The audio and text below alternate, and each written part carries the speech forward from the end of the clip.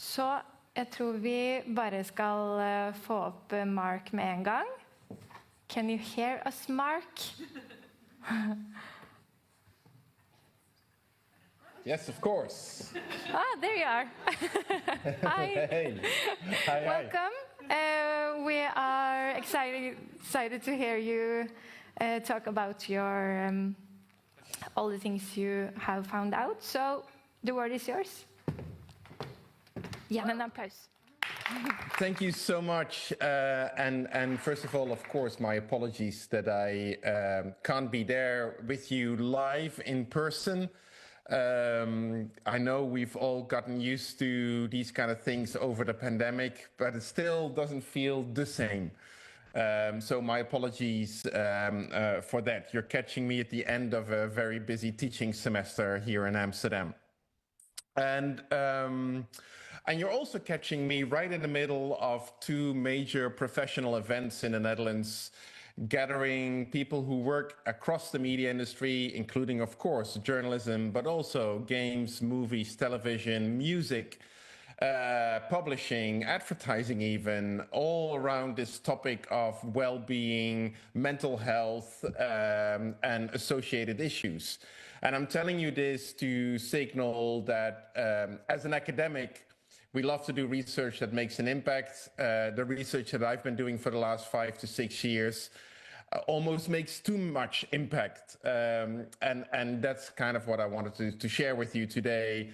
A little bit about the research, very briefly, 10, 15 minutes, and some of the impact that I've witnessed, that I've observed, what people have told me on the basis of this research, and maybe how we can move forward.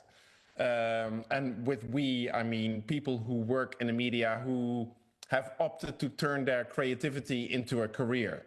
And while we can all agree that the work of journalists is different from the work of an advertising creative, of a filmmaker, of somebody who works in TV or in music or in games, what the people in these industries all tend to have in common are the fact that they consider themselves creative and they want to earn a decent living on the basis of that creativity. They would like to stay autonomous while being creative. Now and then it would be nice to get at least some acknowledgement of the work that you're doing. And it is exactly on these levels that something is lacking structurally across these industries that my research talks about. So first of all, my research started with my own experience as a journalist, and having studied journalists for quite a while. I spent about 10 years of my career in the United States, including a couple of years in LA, where I observed the inner workings of the American film and television industry up close and personal. And now, since I came back to Amsterdam and to Europe, I've been looking more closely at, well, my research question has always been, how do people in these industries make it work? How do they manage to stay creative amidst all these pressures that they're under? Technological transformation, a public that refuses to behave like one, as in, you know, paying for news or paying for films and those kind of things, paying for music, and all kinds of other issues. And especially just before and during the pandemic, my focus switched to mental health and well-being, in part because what I saw is a just avalanche, if you forgive me the metaphor, of reporting in both trade journals as well as just the regular news media. These are just some headlines from English language news media about what seemed to be a concurrent mental health crisis across all the different media industries simultaneously. Reports that having a career in music or in journalism or in games is actually bad for you. Documents about the stress and loneliness, the extraordinary figures related to burnout, depression, even suicide across all these industries, and not just in the United States or in the Netherlands or in the UK, but everywhere in the world where these industries were studied, were reported on, the same kind of picture started to emerge. And this was not just journalists covering themselves and their colleagues in other industries. The media industry itself took notice as well. And I think this is really important, at least to me as an academic, is that I'm not some kind of professor in an ivory tower pointing towards your industry and saying, hey, you have a problem. This is the industry pointing to the rest of the world, shouting, hey, we have a problem.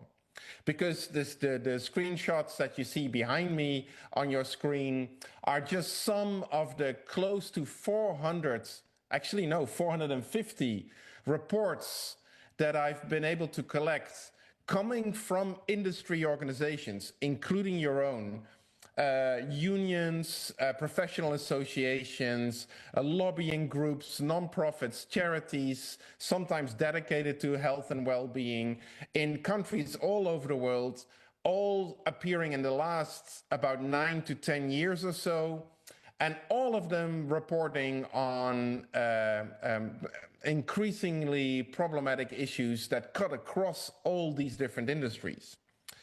So I want to tell you very briefly, what do these reports tell us?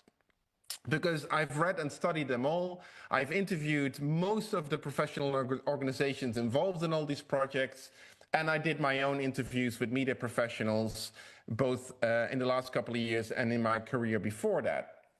And of all this data, out of all this data, 5 stories emerge that I think are important to us to sort of keep in mind. The first story is that across every single study, and again, the first real serious studies in this started to appear around 2016. I mean, there's one about the Australian screen industry in 2014, among British PR professionals in 2015. Generally, around 2016, all the different industries started to document this, a couple of years before the pandemic, in other words. And what all these reports consistently find is that the percentages of people across these industries that say that the work causes them stress, symptoms of depression, feeling exhausted, anxiety, fearful about what happens next in their work and their career, and burnout. And while we can't just throw all these percentages together, to be very honest, I actually did that. And I can tell you that the average percentage of people across all these reports saying, hey, this work is actually not good for me, is about 75%. In other words, the majority. So 3/4 of the people in this room struggle because of the work. The second story is that when people in all these reports are asked, or in these interviews, so what's the cause of all of this? What comes back tends to be a combination of the workload being very intense and just getting more, also having to do more with less budget, less resources, less time, fewer colleagues. Poor working conditions, that means decent care for during and after pregnancy, possibilities for training and retraining, decent pension and health plans, care facilities. It just, the things that tend to be documented in your country, in my country, in most countries, in labor laws that somehow don't always seem to apply to when it comes to creative work. Labor law says there's a maximum number of hours you should work, and people in Norwegian film work about double that amount. So apparently the law doesn't apply. A third story is that these industries, media, culture, and creative industries, tend to score abysmal when it comes to discrimination, bullying, intimidation, aggression, across the board. And this is a profound paradox because, I've been studying media professionals since the mid to late 1990s, so quite a while. It's time to retire. Um, and I always have felt that these are among, maybe they're not always, left or something like that politically, but they tend to be among the most well-educated, well-meaning, socially tend to be quite cosmopolitan, progressive groups of people anywhere in the world. Yet this industry has the biggest problem of all economic sectors when it comes to diversity, when it comes to think about gender pay gaps, racial pay gaps that are huge in the media industry. A fourth story is that when people in all these reports and interviews are asked, so what needs to be done? Everybody pretty much says the same thing. Leaders need to step up. People in management and leadership positions need to do things differently. And this points towards something that makes the media and creative industries rather different than most other industries. If you work in business or in finance or in construction or in a hospital, you get a leadership position because it's a job. It's a very specific, dedicated function. In most media, cultural, and creative industries, people who become leaders because they're, they get famous. They're a famous investigative reporter. They won awards. They're great storytellers. They're wonderful at what they do. But that doesn't necessarily mean they're great leaders or managers. And I think that's where the Achilles heel of leadership and management is. It doesn't mean that management in media is necessarily bad, but I do find it interesting that most media management handbooks that are used in the handful of programs around the world that actually teach media management don't contain references to human beings. They contain references to spreadsheets and technology. So leadership and the need for empathic, educated leaders is signaled across the board. And to be honest, and maybe that's what you feel as well when you're listening to me talking on your screen, whenever I give talks about my research to colleagues from the industry, any kind of industry within the media, people always approach me afterwards and say, Mark, thank you very much, that's very nice, but you need to talk to leadership, underscoring the fourth story in my data. And the fifth and final story in this data is that of gratitude and passion and love. And this signals again one of those beautiful, if not bizarre, paradoxes about studying and, when it comes to me, teaching about the media as an industry. Because across all these surveys, a kind of bizarre paradox emerges. And it's this, basically it inspires the subtitle of my book, What Makes You Happy Can Also Make You Sick. And what that means is that about the same percentage of people, like for example, on your screen, you see a screenshot from a report of a survey among American journalists in 2022. About 11,000 journalists participated in that. The other screenshot is from a survey among workers in the Australian screen industries from last year, where about 75 to 77% say, this is a dream come true. I can't believe I'm getting paid to do this. I would, everything that I've experienced now, I would still do this all over again. Thank you for the chance of being a journalist, being a filmmaker, working in advertising or whatever. And then about the same percentage, about 72%, when asked to describe their industry, they would almost exclusively use negative terms: chaos, struggle, disaster. Or in the Australian case, they would say, this industry is not a mentally healthy place to work. The majority of people in the game industry would not recommend working in the game industry to their children when asked. So this is a bizarre paradox, right? On the one hand, I can't believe I'm getting paid to do this. On the other hand, no way in hell anybody should do this. It's not a matter of who's right and wrong. These are the same people. It also is a very unhealthy place to be in that paradox. Now, as an academic, I of course want to know what explains all of this, right? I mean, And I can tell you, in my field of research, there isn't all that much research on this. And what does exist tends to point to precarity, precarious working conditions, the fact that so many in the media industry are freelancing, and that makes them much less powerful than their colleagues with a contract, or that the pay isn't good or isn't fair, generally speaking, and those kind of things. Well, that's true.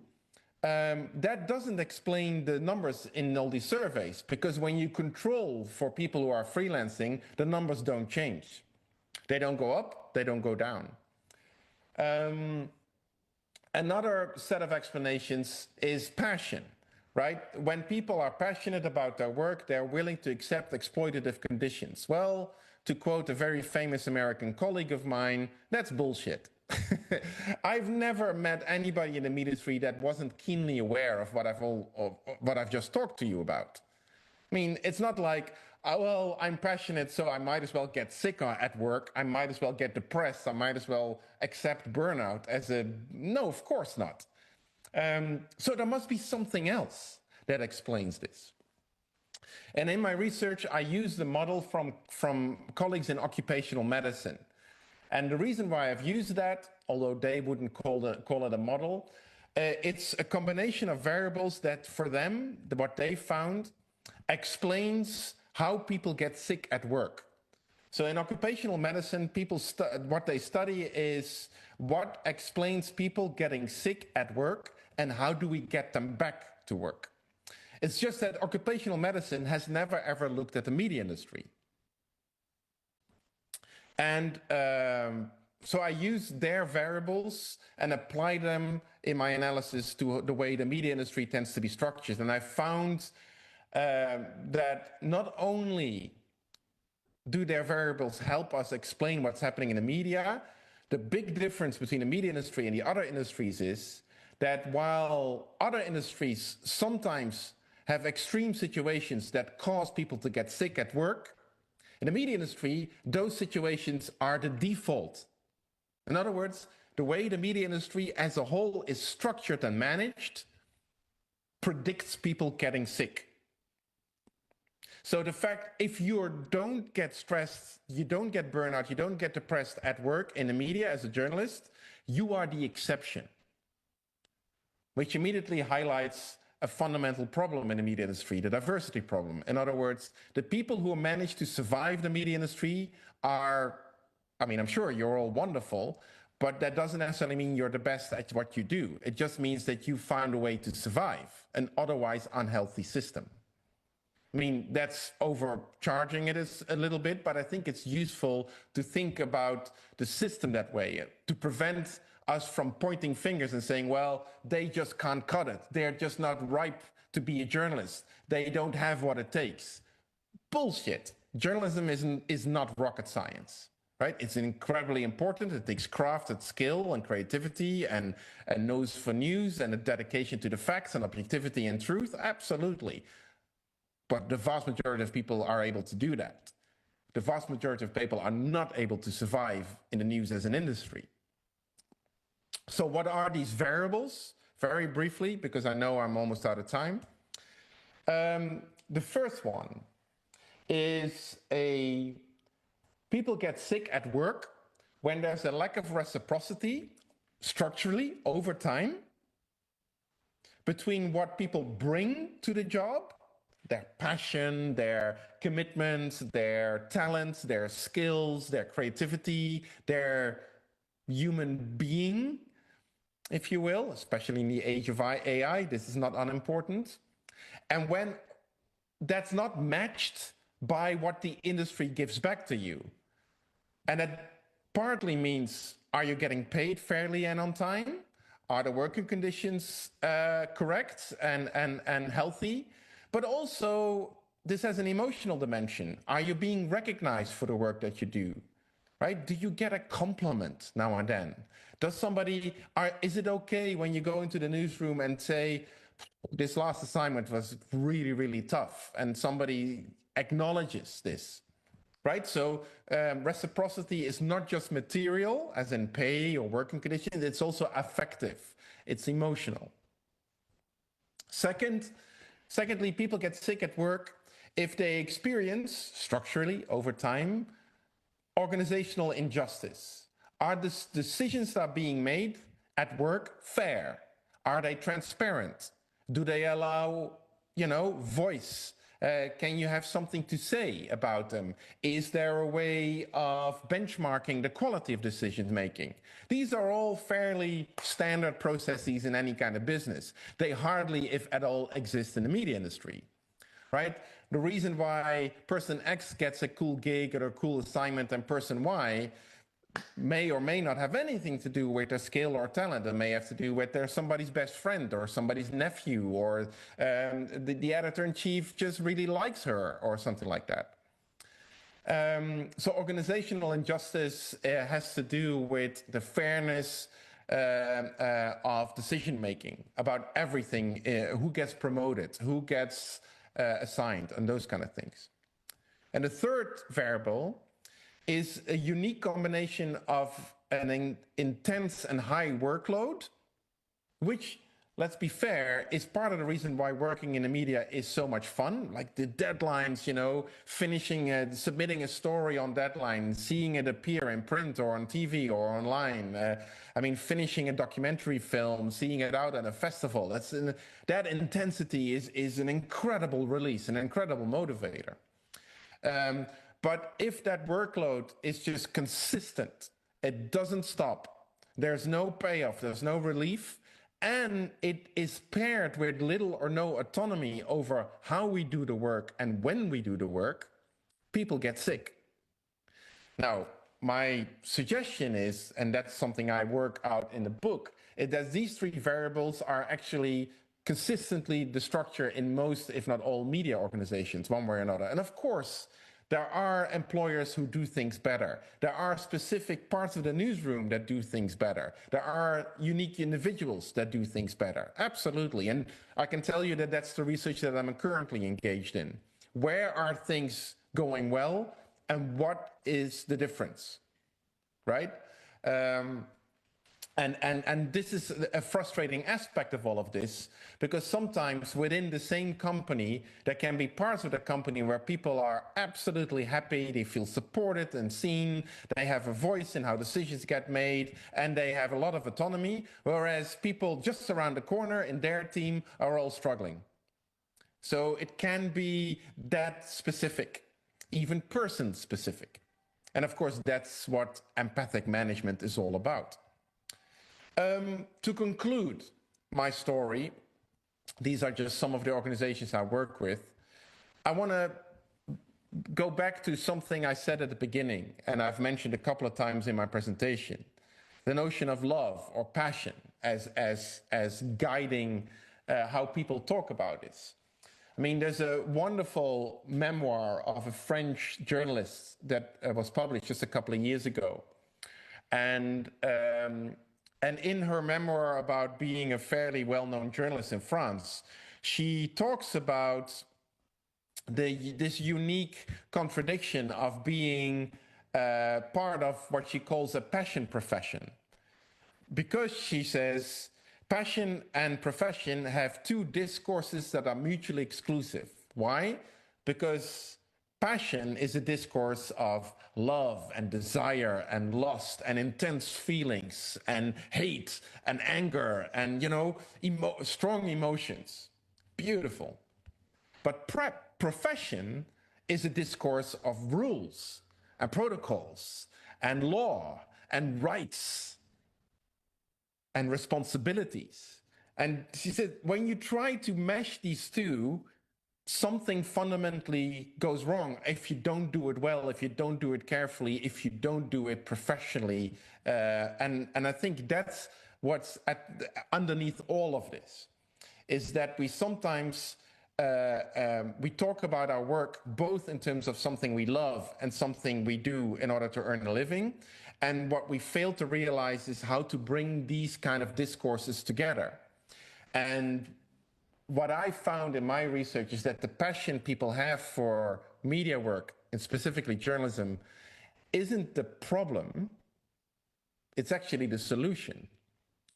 Because And I don't know if you know this, but love studies is an academic field. And the reason why it's an academic field is because researchers have realized that people do things out of love that they normally would never ever do, right? Love has transformative power.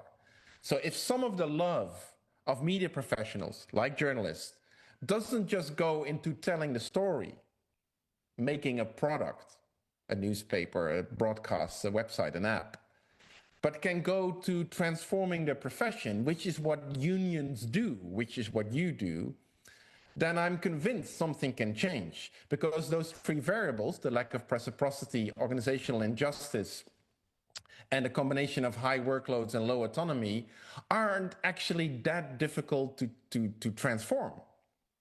But it does take action across the entire organization, and not just training for resilience for individual journalists.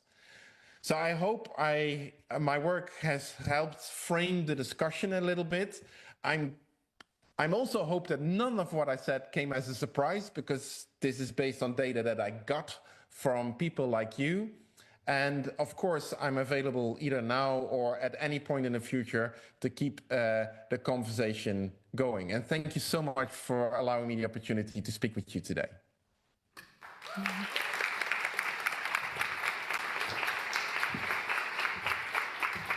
Thank you so much, Mark. Thank you for your time. This was so enlightening. And later we are talking with our panel about how we can take this into our everyday work routine. So thank you so much. Thank you.